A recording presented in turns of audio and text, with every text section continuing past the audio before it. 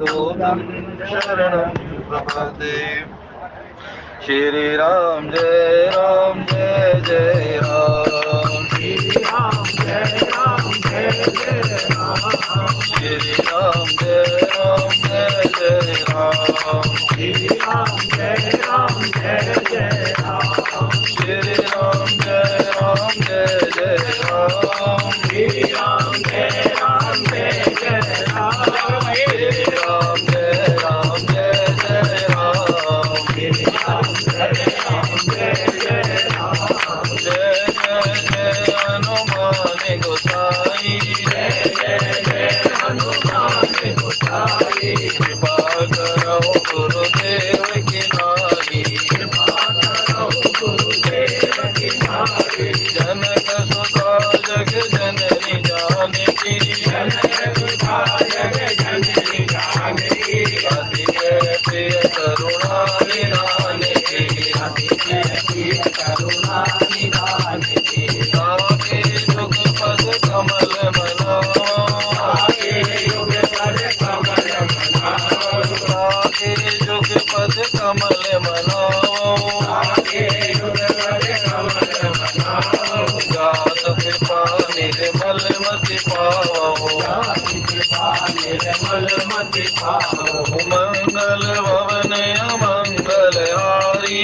मंगल भवन अमंगल हारी। प्रभु सुत दशरथ अजिर बिहारी। मंगल भवन अमंगल हारी। मंगल भवन अमंगल हारी। उमा सहित जय जपत पुरारी। उमा सहित जय जपत पुरारी। मंगल मूर्ति मारुति नंदन। मंगल मूर्ति मारुति नंदन। सकल अमंगल मूल निकंदन। पवन तनय संतन हितकारी। हृदय विराजत अवध बिहारी। सब पर परम प्रकाशक जोई। राम अनादि अवधपति सोई। साई बजिय मन तज कुटिलाई। राम बजे गति तेरी नहीं पाई। शरण बिन तेहि मम स्वामी। राम नमामि नमामि नमामि। राम नमामि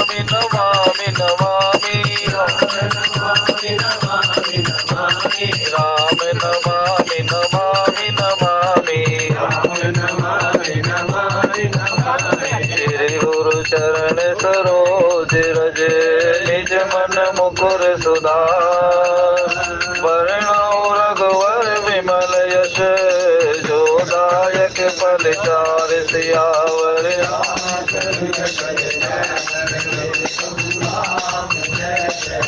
मौसम दीन दीन हित तुम समान रघुवीर। अस विचार रघुवंश मणि यारौ विशंभव वीर। सियावर राम जय जय राम। मेरे राम अमित गुण सागर था कि पावै कोई। संतन सन जस किछु सुन्यो तुम ही सुनावो सोई। सियावर रामचंद्र पद।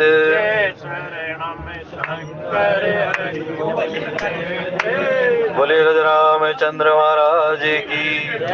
आप सभी के हृदय में स्थित परम ज्योति स्वरूप परमात्मा श्री राम भक्ति स्वरूप माता जानकी को मेरा प्रणाम। जय सिया राम। श्री रामचरितमानस के अंतर्गत द्वितीय सोपान श्री अयोध्या कांड में अब भगवान की दिव्य लीलाओं का श्रवण कर रहे हैं। विभिन्न वक्ताओं के द्वारा आप इस संक्षिप्त चर्चा में प्रवेश कर पाए, इसलिए गोस्वामी जी ने कहा राम अनंत अनंत गुण और अमित कथा विस्तार। राम अनंत है, राम का कोई अंत नहीं है, क्योंकि राम है क्या। कई बार आपके सामने चर्चा हुई कि राम का अर्थ क्या है। रमन्ते योगिनो अनंते सत्यानंद चिदात्मनि, जो सत्य चित आनंद स्वरूप है और जिसमें योगी लोग रमण करते हैं, उसका नाम है राम। इसलिए अनुभव गम्य बजहि जय संता। राम कोई शरीर नहीं है, राम वो चैतन्यता है जो जीव के, जो चेतन कहूँ जड़ करही, जड़ ही करही चैतन्य, अस समर्थ रघुनायक बजहि जीव ते धन्य। राम वो चैतन्यता है जो जड़ को भी चेतन कर देती है, लेकिन उस जड़ता में चेतनता आती कब है भाई। पत्थर जड़ होता है, चेतन नहीं होता। या तो उस पत्थर को कूट कूट कर तराशा जाए, तब वो एक मूर्ति का स्वरूप ले लेता है, फिर उसमें हमारी भावना प्रबल हो जाती है। या फिर उस पत्थर को आपस में रगड़ा जाए, तो फिर वो अग्नि प्रकट हो जाती है। पत्थर तो एक ही है ना, एक जगह उसको तराश कर मूर्ति बनाई जाती है और एक जगह उसको आपस में घिसकर अग्नि जलाई जाती है। एक जगह उसी पत्थर को रखा जाता है और उस पर निवास बनाया जाता है, उससे आकृतियां बनाई जाती हैं, उससे बिल्डिंगें बनाई जाती हैं। पत्थर एक ही है, लेकिन समस्त संसार में उसका उपयोग भिन्न भिन्न प्रकारों में होता है। ऐसे ही हमारे शास्त्र कहते हैं अग्नि यथे को प्रविष्ट संसार प्रविष्ट हो। अग्नि तो एक ही है, लेकिन वो संसार में भुवनम प्रविष्ट हो। अग्नि यथे को भुवनम प्रविष्ट हो, रूपम रूपम प्रतिरूप बभूव। एक ही अग्नि है, संसार में प्रविष्ट होती है, लेकिन रूपम रूपम भिन्न भिन्न रूपों में, प्रतिरूपात्मक रूप में वो स्थापित होती है। ठीक ऐसे ही वो परमात्मा है कि रूपम रूपम प्रतिरूपो बहिश्च, कि वो भिन्न भिन्न रूपों में और भिन्न भिन्न जीवों में वो अलग अलग प्रकार से स्थापित हुआ दिखता है। इसलिए सिय राम में सब जग जानी, करहु प्रणाम जोरी जुग पानी। वो सर्वत्र है, सर्वरूप से है, सर्व समान है, उसमें कहीं छोटा बड़ा नहीं है। वो यदि हम उसको घर रूप में देखें, जड़ रूप में भी देखें ना, तो जड़ भी परमात्मा का ही स्वरूप है भाई। क्योंकि ये जो सृष्टि है, ये उस परमात्मा का ही स्वरूप है, और इस सृष्टि में जो प्रत्येक वस्तु है वो भी उस परमात्मा का ही स्वरूप है। इसीलिए गोस्वामी जी ने कहा, जड़ चेतन जग जीव जत सकल राम में जान, और बंदो सबके पद कमल सदा जोरी जुगपान। कोई जड़ बुद्धि भी हो जाए ना, मंद बुद्धि भी हो जाए, तो भी उसका तिरस्कार नहीं करना चाहिए। और यदि कोई ज्यादा ज्ञानवान हो जाए, तो भी उसमें अभिमान नहीं होना चाहिए। ना किसी की मंद बुद्धिता को अपने ऊपर हावी होने दो, और ना किसी की अधिक बुद्धिमता को अपने ऊपर हावी होने दो भाई। मंद बुद्धि से कुछ सीखिए, वो उसमें बुद्धि नहीं है, उसमें कुछ कार्य करने की क्षमता नहीं है, कोई विचारशीलता नहीं है। इसलिए भी अपने आप में प्रसन्न होइए कि उसमें विचारशीलता नहीं है, कम से कम परमात्मा ने मुझे ऐसा तो नहीं बनाया। लेकिन कोई ज्यादा बुद्धिमान है और वो तर्क वितर्क पर उतर जाता है, तो भगवान का शुक्र मनाइए कि उसकी जैसी तार्किक बुद्धि हमें नहीं दी है। क्योंकि भाई वो कहते हैं ना कि जो ज्यादा प्रयास करता है उसका एक भी प्रयास सफल नहीं हो पाता है। श्री राम जय जय राम। इसलिए आप जैसे हैं, जिस स्थिति में हैं और जिस प्रकार से जी रहे हैं ना, उसी में संतोष करते हुए अपनी आध्यात्मिक उन्नति को बढ़ाने का प्रयास कीजिए। आप चाहकर भी किसी दूसरे जैसे नहीं हो सकते, 100% आप उसके जैसे नहीं हो सकते। हम राम का भजन जरूर करते हैं, लेकिन क्या हम राम हो पाए? क्या हो सकते हैं राम? क्योंकि आप सरिस कह खोज न जाऊं, राम के समान तो राम ही है भाई। हाँ, उसके गुणों को आप अपने जीवन में जरूर धारण कर सकते हैं। कोमल चित अति दीन दयाला, कारण बिन रघुनाथ कृपाला। किसी की सहायता करनी है ना, तो बिना हेतु के करो। किसी के प्रति यदि आपको कृतज्ञता दिखानी है ना, तो बिना अभिमान के दिखाओ, उसके आभारी रहो। राम कहते, जिसने मेरा भजन किया है ना, मैं जीवन के लिए बिक गया हूं। आधे नाम पे आ जाते हैं, हो कोई बुलाने वाला। पूरा नाम भी नहीं लिया हमने तो भगवान का, लेकिन फिर भी वो कह देते मैं तो तेरे पीछे पीछे डोलता हुआ फिरता हूँ भाई। श्री राम जय राम। दशरथ जी महाराज ने एक ही बात मांगी कि महाराज मुझे आपके समान पुत्र चाहिए। कहते आप शरीर कहें खोजने जाऊं, अपने समान कहाँ खोजने जाऊं भाई मैं, इसलिए निप तुम्हारे सत होब में आऊं, मैं खुद ही तुम्हारा पुत्र होकर आऊंगा। लेकिन ध्यान रखें इस बात पर 3-4 दिनों से बहुत जोर दिया जा रहा है, इसलिए इस बात को पकड़े रहना।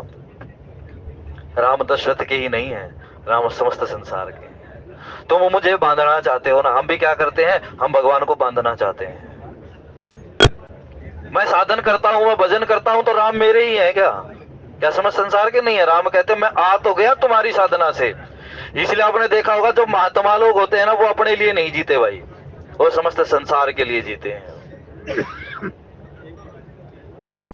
तो राम ने कहा मैं एक तुम्हारे लिए थोड़ी आया हूं दशरथ जी महाराज, तुम तो माध्यम बने हो, लेकिन मुझे तो मेरा तो संसार में बहुत बड़ा कार्य है। इसीलिए मन में प्रेरणा दी कि पिता दीन मोहि कानन राजू, तुम तो मुझे भेजोगे नहीं, क्योंकि तुम तो अपना पुत्र ही मान बैठे हो ना मुझे, तुम्हारी तो मेरे अंदर परोपकार की भावना है ही नहीं, तुम मुझे उस परब्रह्म के रूप में स्वीकार ही नहीं करते अभी फिलहाल, क्योंकि तुम्हारी बुद्धि तो पुत्र विषयक मोह के मोहित हो गई है।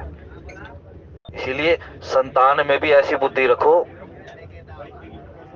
और इतनी आसक्ति ना करो संतान से कि ये बड़ी होकर मेरी सेवा करेगी। कोई गारंटी नहीं है भाई, वो बड़ी हो तब तक आप सेवा करवाने लायक ही ना रहो, कोई गारंटी है इस बात की? तो किस लिए आशाएं? और संतान ये आशा ना रखें कि पिता सभी ही काम मेरे लिए करेगा भाई। कई बार कुछ ऐसे हैं ना संसार में, पिता की छाया ही नहीं है शीश पर, लेकिन हो रहा है सारा काम, जो सबको पालने वाला है, जिसने चोंच दी है चुका भी वही देगा भाई। श्री राम जय राम जय जय राम। इसीलिए परमात्मा को कभी अपने लिए बांधने का प्रयास मत करो। सर्वे भवन्तु सुखिनः सर्वे सन्तु निरामयः।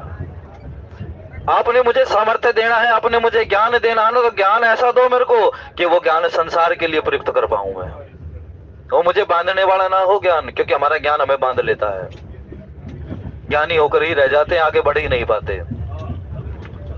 मेरा प्रेम हो ना, तो मेरा प्रेम ऐसा हो कि मैं उस प्रेम का सर्वत्र दर्शन करूं। हरि व्यापक सर्वत्र समान प्रेम ते प्रगट होई मैं जान। उस परमात्मा को समस्त संसार में देखने का प्रयास करो।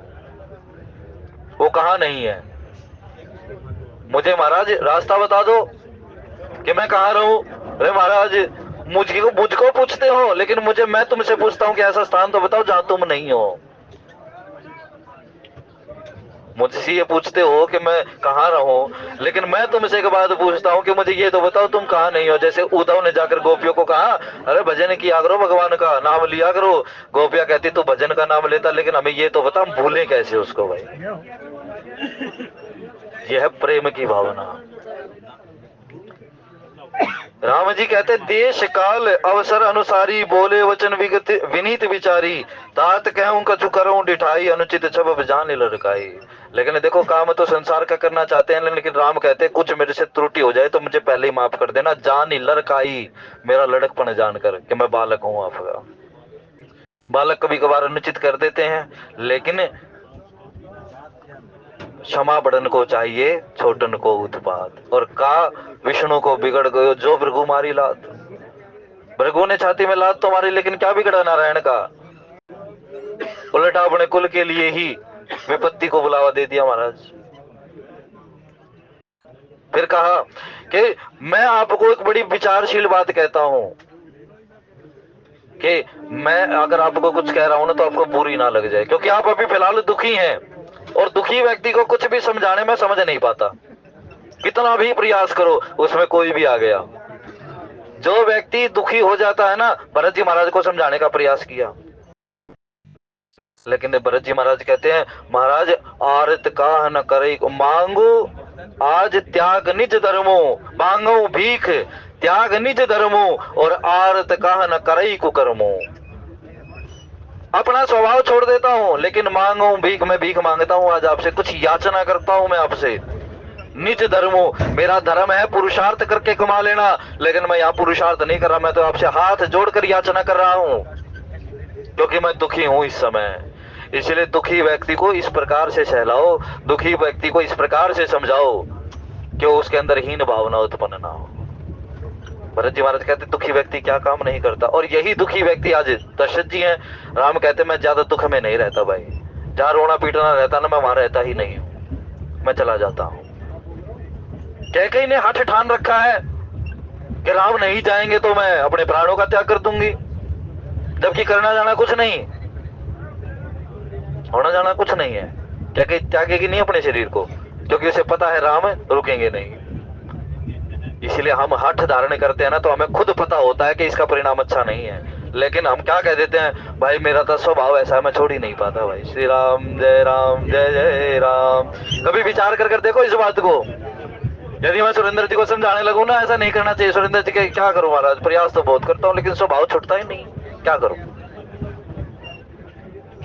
इसलिए कैकेयी कहती है अब मैंने हठ धारण कर लिया ना, तो छोड़ नहीं सकती इसे, और प्राण में त्याग नहीं सकती, और त्यागूंगी भी नहीं, क्योंकि मुझे पता है मेरा पुत्र ऐसा है नहीं जो हठ कर लेगा, माता के सामने हठ नहीं करेगा। क्योंकि कहते तुम अपराध जोग नहीं दाता, माँ बाप के सामने हठ कर लेना वो अपराध हो जाता है। तो इसलिए तुम अपराध जोग नहीं था, तुम तो सपन में भी अपराध नहीं कर सकते राम, लेकिन फिर भी कहती हूं तुम्हें बने जाना ही होगा। तो अति लघु बात लागी दुख पावा। हे पितु आपने, दशरथ जी महाराज को कहते हैं राम जी, हे पितु आपने एक छोटी सी बात को बड़े दिल से लगा ले, दिल पे ले ली आपने, ये बात लेने वाली बात नहीं थी, ऐसी बड़ी सरल सी बात है। माता ने कहा कि राम को वनवास जाने, तो अब राम को कह देते आकर, और पहले कहते ना क्यों आपने किसी को भेजकर मुझे सूचना नहीं दी, पहले ही सूचना दे देते।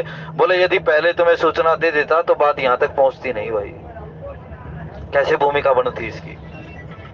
तो उन्होंने कहा महाराज छोटी सी बात है, लेकिन आपने इसको दिल पे लगा लिया, और सुनी प्रसंग भाई शीत लगाता। देखी गोसाई ही पूछूं बात। अब गोसाई ही का मतलब कल भी चर्चा हो रही थी ना, कल परसों, जहां जहां रामचरितमानस में शब्द के साथ ही जुड़ा है, गोसाई ही, राम ही, नृप ही, सुत ही, ये जहां जहां ही जुड़ा है ना, यहाँ एक संकेत इंगित करता है कि भाई जैसे राम को या राम के लिए। तो इसलिए कहता है गोसाई ही, देखी गोसाई ही पूछो माता। गो का मतलब इंद्रियां, साई का मतलब इंद्रियों का संचालन करने वाला, इंद्रियों का नियंत्रण करने वाला, या इंद्रियों को पालने वाला, इंद्रियों को समुचित कार्य में लगा देने वाला, और ही का मतलब से। तो महाराज मैंने देखी गोसाई ही, मैंने देखा कि ये इंद्रियों के द्वारा जो राज्य का संचालन करने वाला राजा था ना, आज ये उसी इंद्रियों से व्याकुल पड़ा है, इसी इंद्रियों से व्याकुल पड़ा है ना। इसीलिए उपनिषद कहते हैं अयम आत्मा परानंद पर प्रेमास्पदम यत मान भुवम ही भूया स्मृति प्रेमात्म निक्षते। परम प्रेम का प्रेम का विषय है आनंद। आनंद जो है ना, जिसको हम आनंद आनंद कहते हैं, ये परम प्रेम का विषय है आत्मा। इसलिए लेकिन किसी की भी आत्मा जो है ना भाई, आत्मा अलग नहीं है किसी की। उपनिषदों से ये पढ़ा जाए तो किसी की आत्मा अलग नहीं है, जैसे अग्नि अलग नहीं है।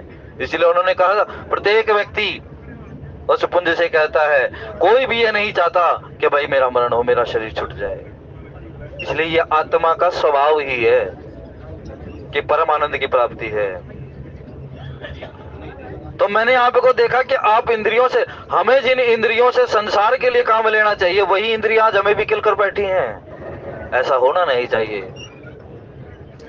आपके नेत्रों का काम है आपको दर्शन करवाएं, लेकिन महाराज आपने दर्शन तो कर लिया, आप रास्ते में जा रहे हैं, लेकिन रास्ते में देखी हुई कोई चीज आप अपने जीवन में इस प्रकार से अंकित कर ले कि मुझे तो वही चाहिए, कहां तक उचित है?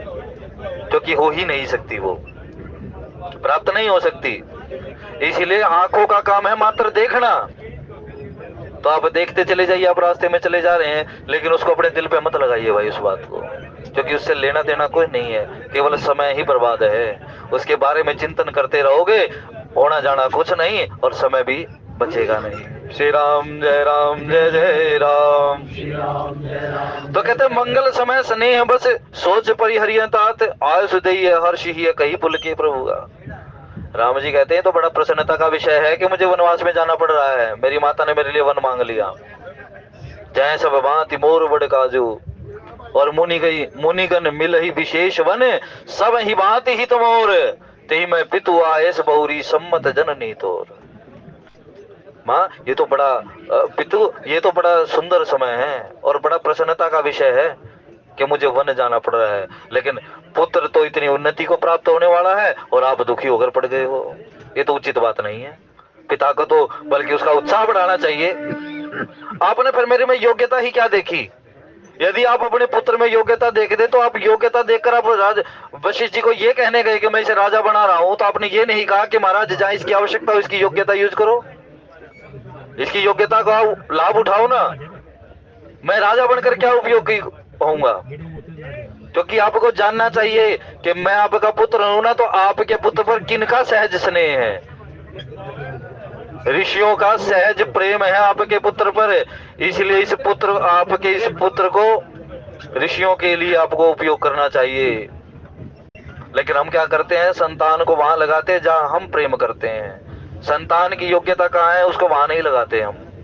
तो आपको तो वहां प्रयास प्रसन्न होना चाहिए कि मेरा पुत्र जो ऋषियों का सहज प्रिय है, आज उसको ऋषियों का कार्य करने के लिए योग्यता प्राप्त हो गई, तो मैं क्यों नहीं भेज रहा वहां?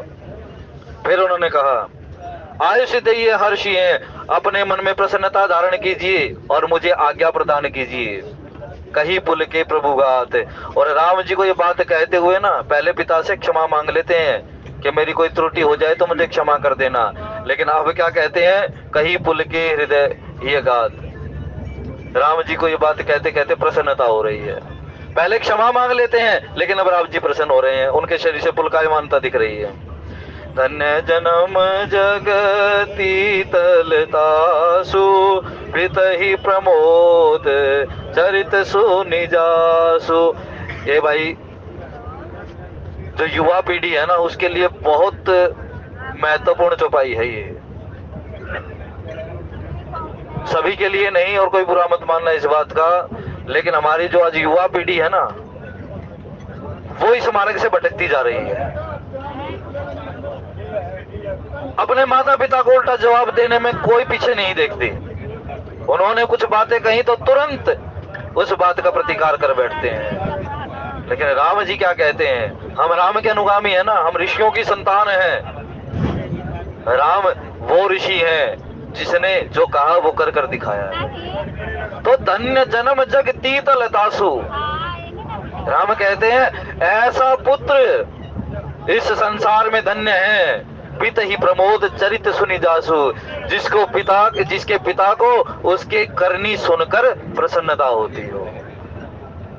हम घर पर तो ऐसे होते हैं जैसे बहुत बड़े सेवक हैं माता पिता के, लेकिन बाहर ऐसा काम करते हैं कि महाराज देखकर भी शर्म आ जाए दूसरे को भी। पहले पड़ोसी होते थे ना, तो पड़ोसी को देखकर भी डर लगता था।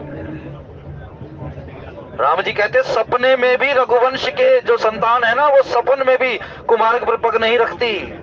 इसका मतलब क्या है? स्वप्न में भी यदि बाहर भी कोई पड़ोसी दिख जाता था ना, तो उससे यही होता था कि ये भी हमारा पड़ोसी है, और उसका भी इतना ही डर होता था जितना अपने घर वालों का होता था। लेकिन आज पड़ोसी का तो छोड़ो, घर में ही डर नहीं है भाई, माता पिता का ही आदर नहीं है। लेकिन राम कहते हैं ऐसा पुत्र इस संसार में धन्य है, जो धन्य जन्म जगती तलतासु। ऐसा पुत्र इस संसार में बड़ा वंदनीय है कि जिसके चरित्रों को सुनकर उसके पिता के कानों को आनंद प्राप्त होता हो। हम ऐसा काम क्यों नहीं करते भाई कि हमारे पिता को हमारी करनी सुनकर प्रसन्नता हो? संसार में अभाव तो बहुतों के जीवन में होता है, लेकिन पिता को पुत्र से कुछ नहीं चाहिए, संपत्ति नहीं चाहिए पिता को पुत्र से, क्योंकि वो तो देने वाला है। वो क्या मांगता है? कुछ आपका 5-10 मिनट का समय मांगेगा बस, और आपसे ये मांगेगा कि आप सद्मार्ग पर चल रहे हो या नहीं चल रहे, बस इतना ही। पिता इतना ही मांगता है बस अपनी संतान से भाई, और इसी में प्रसन्नता है उसको। नहीं तो देखो 80-80 साल तक के हो जाते, लेकिन फिर भी काम करते रहते हैं ना पिता, किस लिए? संतान के लिए। लेकिन वही संतान यदि उन्हें 5 मिनट ना दे पाए और उनको आदर सम्मान न दे पाए, तो फिर कैसी संतान है भाई? धिक्कार है ऐसी संतान को, उसको डूबकर मर जाना चाहिए। हमारे पुराणों में पुत्र के लिए, संतान के लिए बड़ा बताया गया कि कौन संतान है भाई। पुत्र उसी को कहते हैं जो अपने पितरों को पुण्य नामक नरक से जिसकी मुक्ति करवा देता हो। लेकिन हम तो अपने माता पिता के जीवन को यहाँ संसार में रहते रहते नरक बना देते हैं। इससे बचना चाहिए। ये इतना भयंकर पाप है कि कितने भी पुण्यशाली हो जाओ, लेकिन यदि ये पाप बन गया जीवन में तो भाई फिर कहीं उद्धार होने वाला नहीं है। श्री राम जय जय राम। तो राम कहते धन्य जन्म जगती तलतासु, पिता ही प्रमोद चरित सुनि जासु। ऐसी संतान इस संसार में धन्य है जिसके चरित्रों को सुनकर उसके पिता के कानों को आनंद प्राप्त होता हो। और चार ही पदार्थ कर तलता के फिर प्रिय पितु मात प्राण समझ आगे। जिसको अपने माता पिता अपने प्राणों से भी ज्यादा प्रिय हैं। और प्राणों से प्रिय का मतलब क्या होता है कि उनकी किसी बात का प्रतिकार हम स्वप्न में भी ना करें। उन्होंने कहा कि चार ही पदार्थ कर तलता के, आपको अर्थ चाहिए, धर्म चाहिए, काम चाहिए या मोक्ष चाहिए, माता पिता की सेवा से चारों प्राप्त हो सकते हैं भाई। प्रातः काल उठ के रघुनाथा, मात पिता गुरु नाम ही माता। प्रातः उठते ही रघुनाथ जी अपने माता पिता के चरणों को छूते हैं। एक बात इसमें ध्यान रखिए, सोते हुए व्यक्ति के चरण नहीं छूने चाहिए। आप जब से घर से निकले हैं, यदि माता शयन कर रही है, पिता शयन कर रहे हैं, तो जो खाट है उनकी या जो उनके पद त्राण है जो उन्होंने पैरों में पहने हुए हैं, आप उसको छूकर निकल सकते हैं। लेकिन बड़ी विकटता है भाई कि माता पिता के चरण छोड़ने में भी शर्म आती है आजकल। ऐसा नहीं होना चाहिए। परमात्मा बाद में है, पहले माता पिता हैं। जीवन में अभाव रहे तो रहे, लेकिन माता पिता के प्रति कभी असम्मान की भावना जीवन में नहीं आनी चाहिए। बड़ा दुर्भाग्य है उस पुत्र का जो अपने माता पिता का सम्मान नहीं कर पाता। शर्म धमकाने से नहीं होती, शर्म तो आंखों से ही हो जाती है। माता पिता यदि सामने बैठे हैं और यदि हम कुछ उल्ट सुल्ट कह रहे हैं, उन्होंने हमारी तरफ देख लिया, चुप हो जाना चाहिए वहीं। ऐसी संतान बड़ी दुर्लभ है भाई। हम अपने आप को क्या सोचते हैं, हमें कुछ मिल गया तो हम ये सोचते हैं हमें सब कुछ हो गया। माता पिता को यही कह देते, आपको क्या पता, आपका समय कुछ और था। भाई समय उनका कुछ और था तो आपका भी कुछ और है और आपकी संतान का भी कुछ और आएगा। जब माता पिता सिर पर नहीं होंगे ना, तब ये पछताएगा जीव कि आज मुझे कोई समझाने वाला होता। राजन जी अपनी कथा में एक बात कहते हैं, कई बार हम क्या करते हैं, संतान बच्चे छोटे बच्चे होते हैं ना, वो पेंसिलों से रंग से दीवारों पर लिखते हैं कुछ।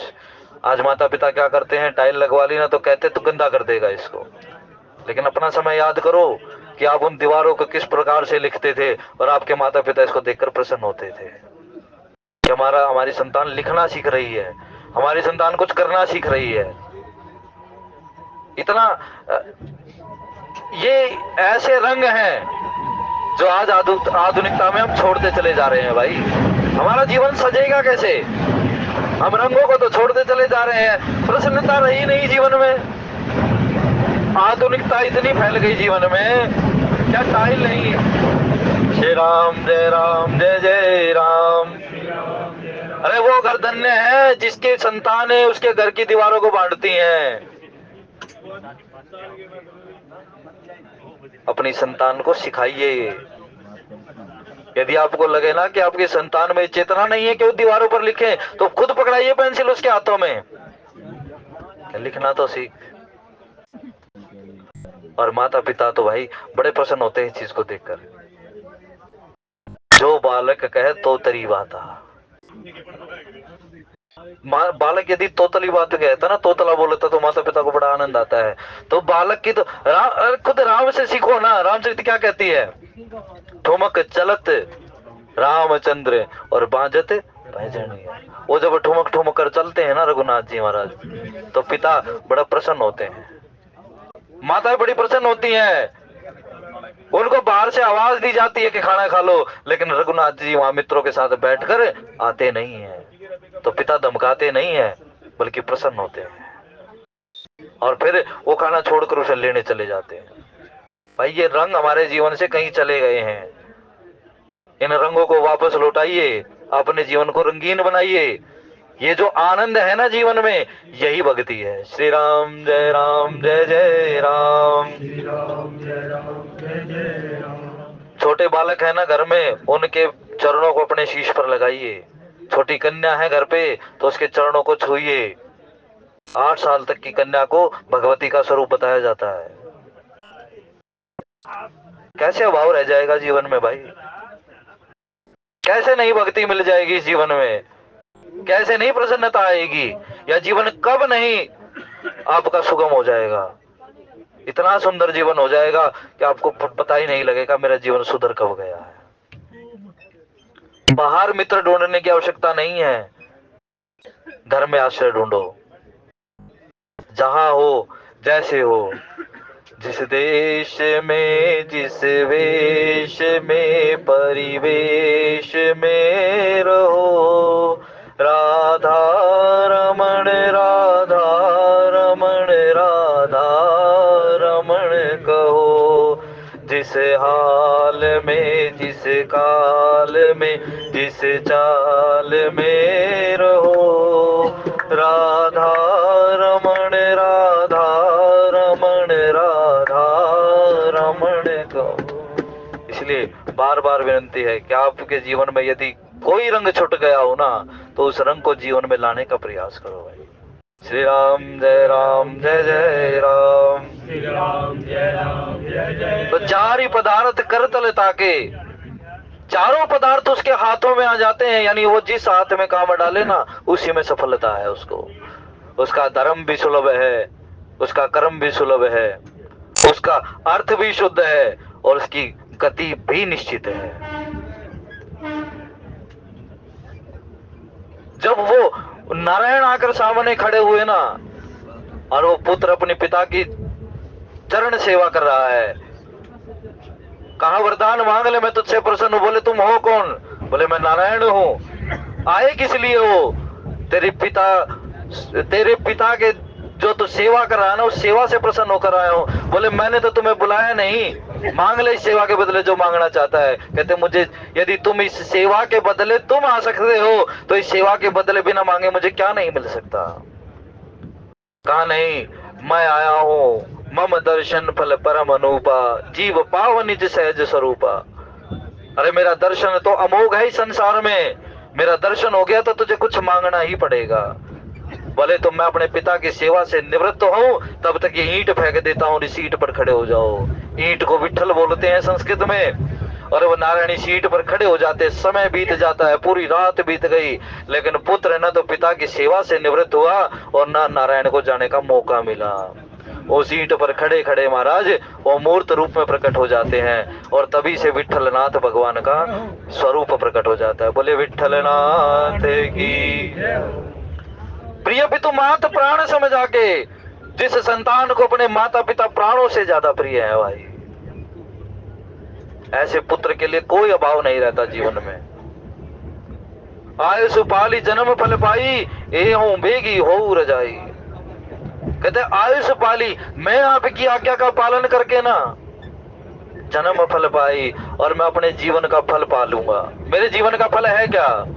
देह धरे कर यह फल भाई, भजिए राम सब काम विहाई। मंगल भवन अमंगल हारी, द्रवहु सो दशरथ अजिर विहारी।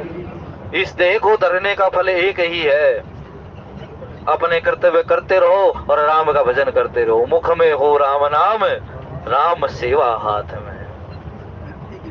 ए हूं बेगी हो रजाई, आपकी आज्ञा का पालन करूंगा, मैं वनवास में रह कर आऊंगा, वन के सुखों को भोग कर आऊंगा, वन का राज्य में कर आऊंगा। और फिर कहते हैं ए हूं बेगी हो रजाई, और जल्दी से जल्दी मैं वापस लौट कर आऊंगा, लेकिन आपकी आज्ञा को शिरोधार्य करते हुए। पिता मात सन आवो मांगी, चली हूं बन ही बहुरी पग लागी।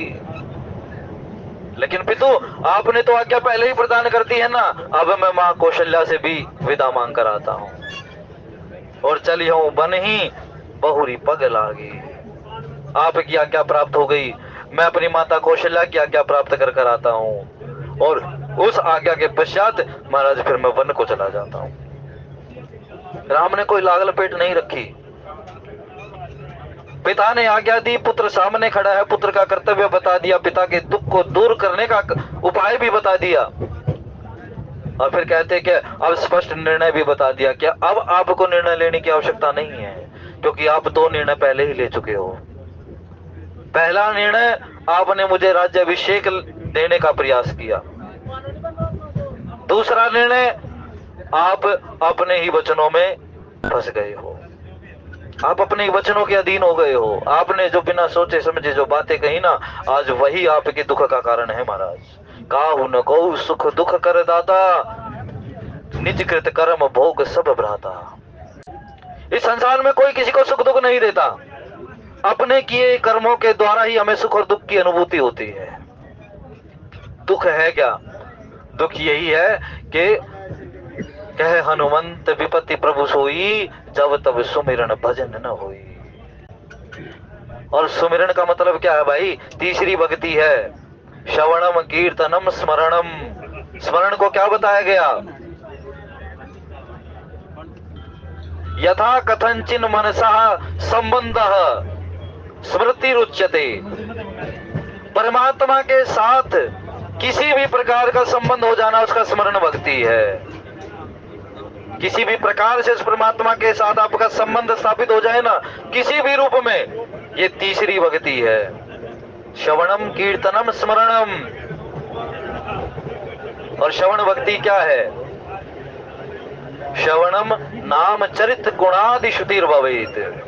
भगवान के नाम चरित्र और गुणों का श्रवण करना, ये प्रथम भक्ति है। प्रथम भक्ति संतन कर संगा, दूसर रति मम कथा प्रसंगा। पहली भक्ति सुनना, दूसरा उसमें निमग्न हो जाना, और तीसरा उसका चिंतन करते रहना।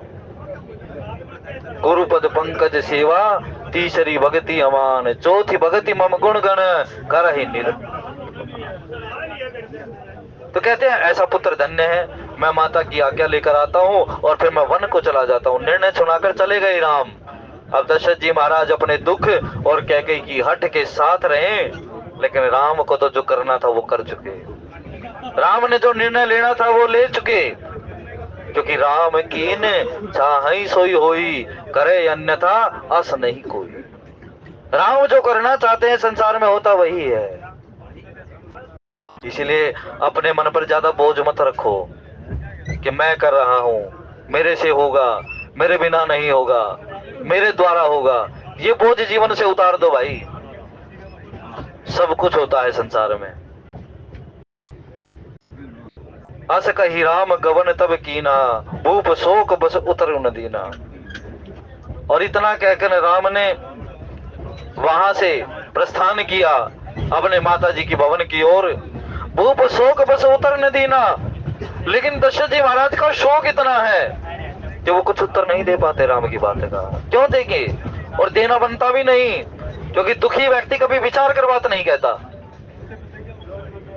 जो व्यक्ति दुखी होता है ना, वो विचार कर बात नहीं कहता। उसको तो एक ही लगन रहती है कि मेरे दुख की निवृत्ति किस प्रकार से हो। रही न आरत के चित चेतु। दुखी व्यक्ति के हृदय में चेतना रहती ही नहीं, उसके मन में विचारशीलता रहती ही नहीं, उसके हृदय में धीरज रहता है नहीं। और जब तक जीवन में धैर्य नहीं होगा कभी विचार हो ही नहीं सकता। इसलिए किसी बात पर विचार करना हो तो जीवन में पहले धैर्य धारण कीजिए। बड़ा सोच विचार कर कुछ कहना पड़ता है। नगर व्यापी गई बात सुतीची। और ये बात नगर में इतनी जल्दी फैल गई कि राम का वनवास होने वाला है, राम का राज्याभिषेक भंग हो गया। अब ये प्रसंग हम नहीं देख पाएंगे। इतनी तीव्रता के साथ ये बात फैल गई कि छुअत चढ़ी जनु सब तन बीछी। जिस प्रकार से बिच्छू किसी को डंक मार देना, और उसका जो विष है वो इस शरीर में बहुत तीव्रता के साथ फैल जाए।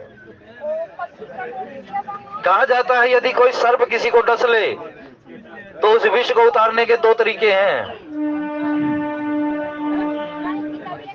उसमें सबसे मुख्य जो आ जाता है, एक तो पहले जहां पर डंक मारा, जहां पर उसने डसा है वहां पर कुछ बांध दिया जाए ताकि वो विष न फैले। और दूसरा है जो सांप डंक मार कर गया है, जो डस कर गया है, उस सांप के मध्य भाग का दर्शन कर लिया जाए तो विष उतरने लग जाता है। इसीलिए सांप वहां से डस कर चला जाता है, रुकता नहीं। लेकिन ऐसा पुराने महात्मा कहते हैं यदि सांप डस कर गया हो और डसने वाला यदि उस सर्प के मध्य भाग को देख ले ना 1 मिनट के अंदर अंदर, तो उसका विष उतरना शुरू हो जाता है। लेकिन सांप डसने के बाद दिखता नहीं है भाई, बड़ी कठिनाई है। श्री राम जय जय राम। तब कहा सुनी भाई विकल सकल नर नारी। इस बात को सुनकर जो अयोध्यापुर के वासी थे ना वो बड़े ही विकल हो जाते हैं, उनके मन में दुख और विषाद उत्पन्न हो जाता है। बेल विटप जिमि देख दवारी। और जिस प्रकार से महाराज किसी जंगल में लगी हुई आग दावाग्नि को देखकर, या दावाग्नि लगने जाने के बाद जंगल में आग लग जाने के पश्चात वहां पर जितनी बेल लताएं होती है वह सब सूख जाती हैं, ठीक ऐसे ही जो जह सुनई धुनई सिर सोई। अवधपुरी में जो जहां था और जिसको जहां पर ये बात जब पता लगी, जो जह सुनई, जिसने भी जहां खड़े होकर इस बात को सुना, धुनई सिर सोई, वो अपना माथा पीट लेता है, अपने सिर को कुरेदने लग जाता है, अपने सिर को पीटने लग जाता है कि ये क्या हुआ। बनी बात बिगड़न चाहते, ये बात बनते बनते कैसे बिगड़ गई। पछतावा होता है पूरी अवध को। अवधवासी सोचते क्या हुआ, ये होना तो नहीं चाहिए था, और ऐसा संभव कैसे हो सकता है, क्योंकि ना तो राजा राम के प्रतिकूल है ना माता ही राम के प्रतिकूल है। और जब राजा किसी के अनुकूल होगा तो उसको फिर कौन पदच्युत कर सकता है, उसको उसके पद से कौन हटा सकता है, उसके अधिकार से कौन वंचित कर सकता है। इसलिए राम के साथ ऐसा कैसे घटित हो सकता है। पूरी अवध इस विचार में, चिंतन में डूबी हुई है और ये विषाद हो जाता है। यानी एक छोटी चिंता होती है और एक विषाद रूप में चिंता हो जाती है। बड़े विषाद नहीं धीरज होई, इसलिए कहा ना बड़ी चिंता हो गई, ये बड़ा विषाद हो गया। एक तो छोटी मोटी चिंता है, किसी बात पर विचार कर लिया चलिए छूट जाएगी, लेकिन एक इतनी भारी चिंता हो गई कि महाराज ये तो किसी भी प्रकार से संभलने में नहीं आ रही। तो बड़े विषाद नहीं धीरज हुई, किसी के मन में धैर्य नहीं रहा, क्योंकि विचारने की क्षमता ही नहीं, क्योंकि सब यही सोचते हैं ऐसा कैसे हो सकता है। फिर कहा मुख सुखाहि लोचन स्रवहि शोकुन हृदय समाई। मनहु करुण रस कटकई उतरी अवध बजाई। सियावर राम जय जय राम मेरे प्रभु राम जय जय राम। मुख सुखाई लोचन स्रवहि, मुख सूख जाता है, अधरों पर रस नहीं रहता, मुख पर कोई बात ही नहीं आती, क्योंकि हृदय में कोई चेतना ही नहीं रही, हृदय में विचारशीलता ही नहीं रही, धैर्य नहीं रहा, और जब धैर्य नहीं तो विचार नहीं, और विचार नहीं तो महाराज वाणी नहीं। तो किसी के मुख से कोई बात नहीं आ रही, मुख सुखाई, सबके मुख सूख जाते हैं, कप कपाते हुए सबके ओष्ठ दिख रहे हैं, और लोचन स्रवहि, नेत्रों से अश्रु की धार बह रही है। शोक न हृदय समाई, ये दुख किसी के हृदय में समाता ही नहीं है, कोई इसको असहनीय है सबके लिए ये पीड़ा। मन हूं करुण रस कट गई उतरी अवध बजाई, कि मानो करुणा रस जो था ना, कारुण्यता जो थी, आज वो करुणा अपनी पूरी की पूरी सेना को लेकर करुण कट गई। करुणा की जितनी सेना है वो अपनी पूरी की पूरी सेना को आज अवध में उतार देता है। करुण रस इतना फैल जाता है कि महाराज पूरी की पूरी अवधपुरी के जो लोग हैं ना वो सभी चिंता मग्न हो जाते हैं। आगे किस प्रकार से प्रसंग बढ़ता है आने वाले शेष वक्ताओं के द्वारा आप इस कथा का श्रवण कर पाएंगे। आज की कथा के भाव भगवान शंकर, माँ पार्वती, हनुमान जी महाराज और सतगुरुदेव महाराज के चरणों में समर्पित करते हुए त्रुटि के लिए क्षमा, वाणी को विश्राम। बोले राजा रामचंद्र महाराज।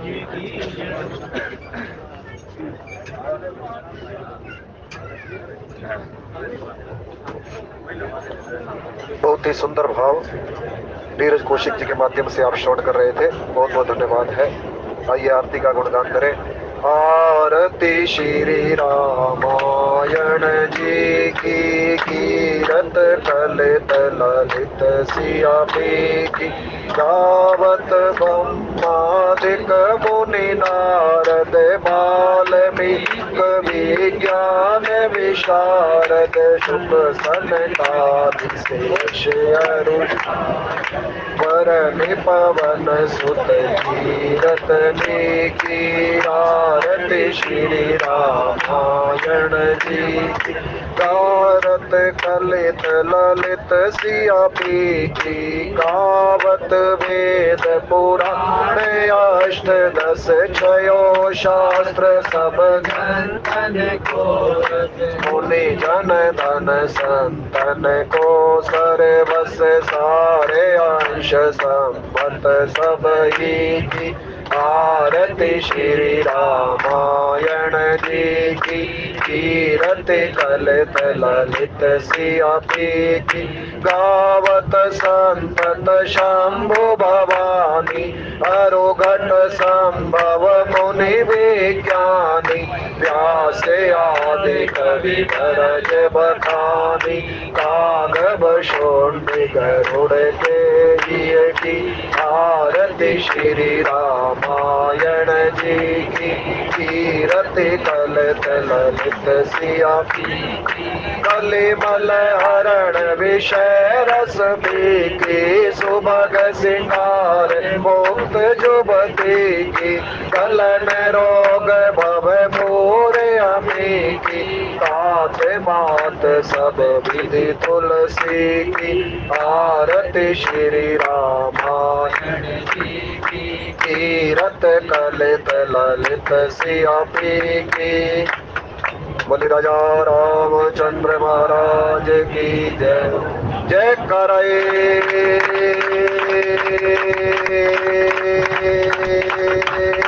वीर बजरंगी जो बोले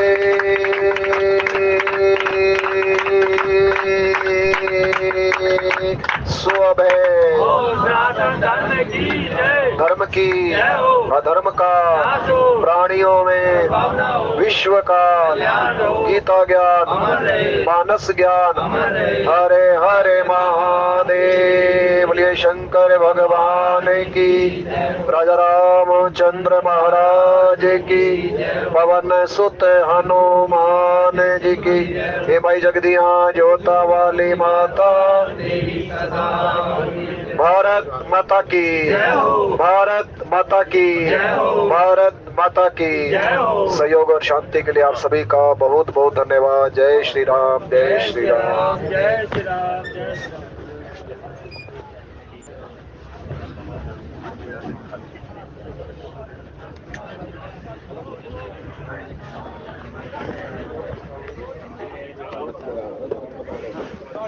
राम राम जी।